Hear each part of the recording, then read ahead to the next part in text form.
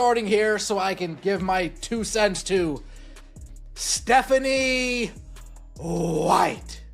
Stephanie White, after Caitlin Clark comes out on a heater in the first half, comes out on a heater in the first quarter, keeps that momentum going in the second quarter.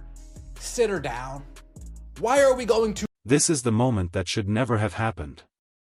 Caitlin Clark limping off the court in a meaningless preseason game, 291 days after her last home appearance. Alyssa Smith slides her leg directly into Clark's landing zone on a three-point attempt, and suddenly, the face of the WNBA is hobbling, favoring her ankle, trying to walk it off, while the entire Gainbridge fieldhouse holds its breath. Here's what makes this inexcusable. Clark had already dropped 19 points in the first half on 91% shooting. The game was effectively over. The New York Liberty sat all their starters in the second half of their previous preseason matchup. Standard protocol: protect your assets. But Stephanie White sent Clark back out for the third quarter anyway. Caitlin Clark in the first quarter against Dallas, 14 points, 4 for 5 from the field, along with 2 assists, ends the first half with 19 points on a 91 true shooting percentage, 2 assists, and 1 steal. 2 3-pointers made.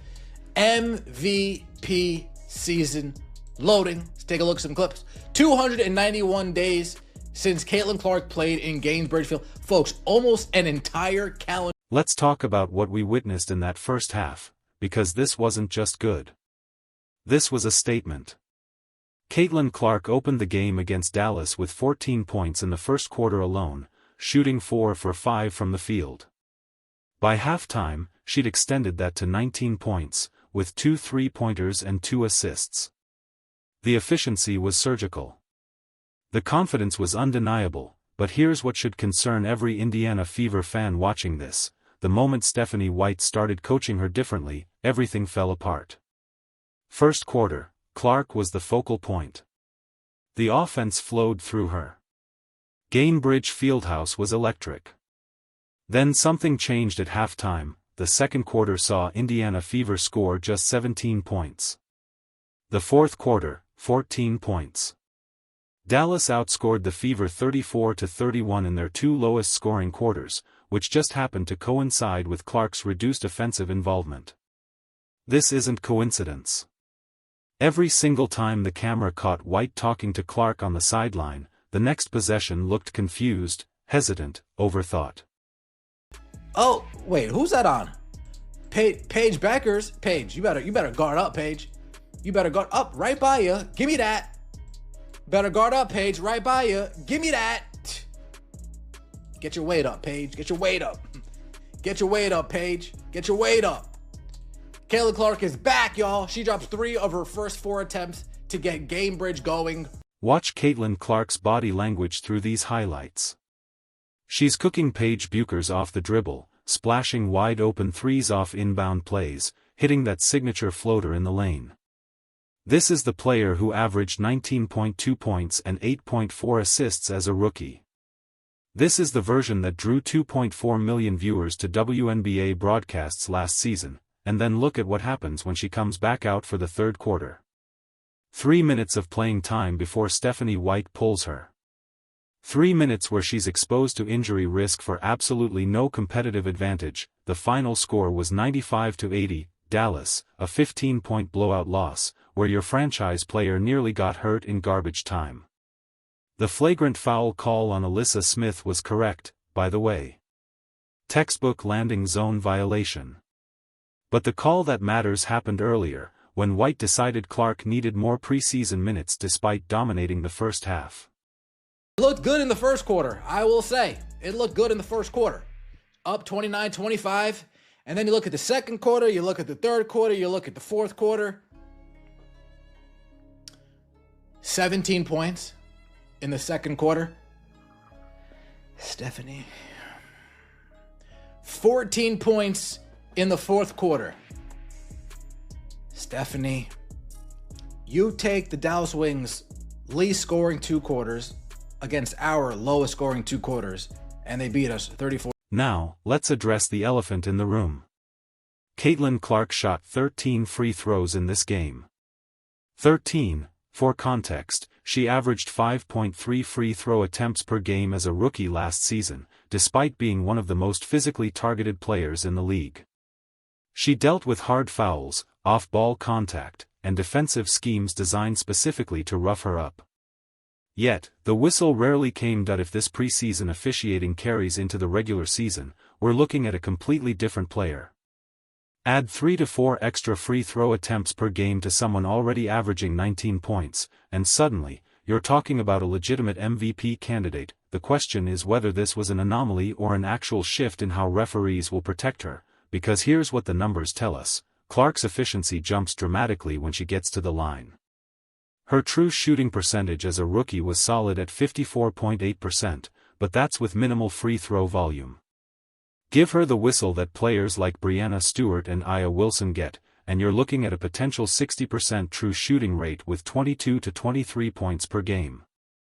Something goes right. I didn't see Stephanie White talk to Caitlin Clark the entire first quarter. I'm sure they talked on the bench, but I didn't see it on the camera. And then as soon after the first quarter, I see a camera of Stephanie White talking to CC, and here we go.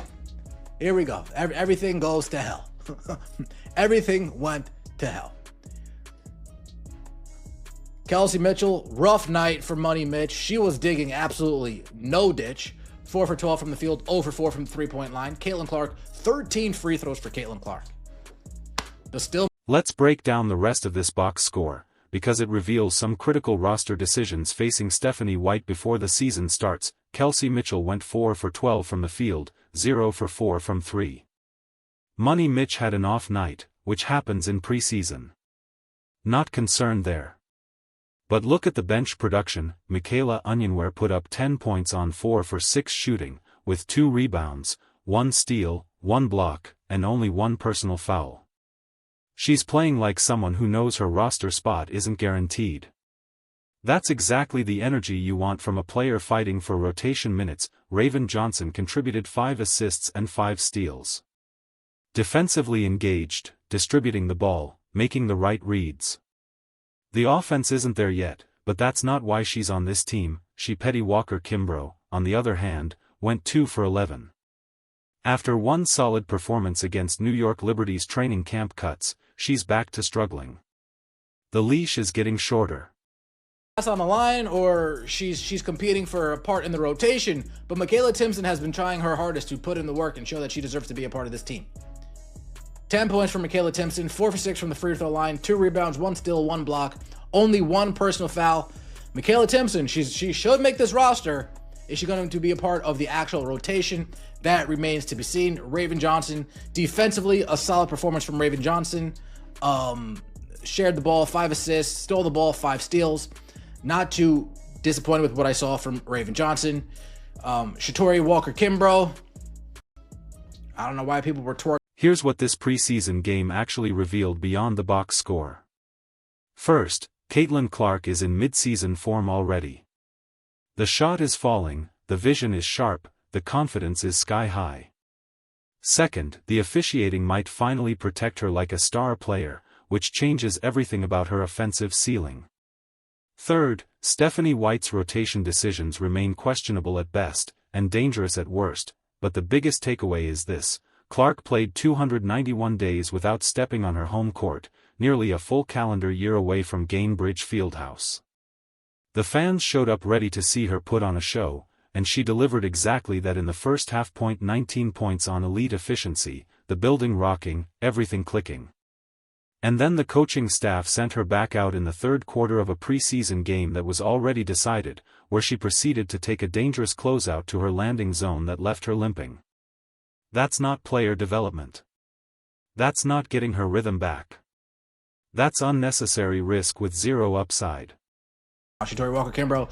Damiris Dantas is back in action. 2 for 11 for Damiris Dantas. Damiris, I try my best to stick up for you every chance that I can, but you're on a short leash. You are running out of time before I say she's cooked. Trade her. Let me know your thoughts in the comment section below. Like the video, hype the video. I would greatly. So, here's the question every Indiana Fever fan needs to ask before the regular season starts. Is Stephanie White going to protect her franchise player, Or is she going to keep putting her in positions where injury risk outweighs any possible benefit, because the talent is undeniable? We saw it in that first half. Caitlin Clark is ready to build on a Rookie of the Year campaign that transformed WNBA viewership and attendance. She's ready to compete for an MVP award if the whistle continues favoring her.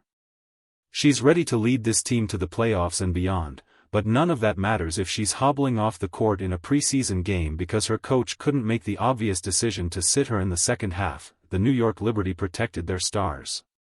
Dallas protected their rotation.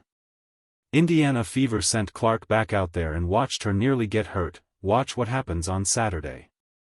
If Caitlin Clark plays a single minute in the second half of another preseason blowout, we'll know exactly where White's priorities are, and it won't be protecting the player who single-handedly changed the trajectory of this franchise. The season starts in 2 weeks. Clark is healthy, confident, and playing at an elite level. Let's keep it that way. Sit her when the game is decided. Protect your asset. Don't wait until she's actually injured to learn this lesson. What do you think? Is White making the right call playing Clark in the second half of preseason games, or is this reckless management of the league's biggest star? Drop your thoughts in the comments. If you want more WNBA analysis breaking down the decisions that actually matter, hit that subscribe button. And if you think I'm overreacting about the injury risk, tell me why in the comments, because I want to hear the counterargument. This is the Fever season to take the next step. Don't let poor preseason decisions derail it before it even starts.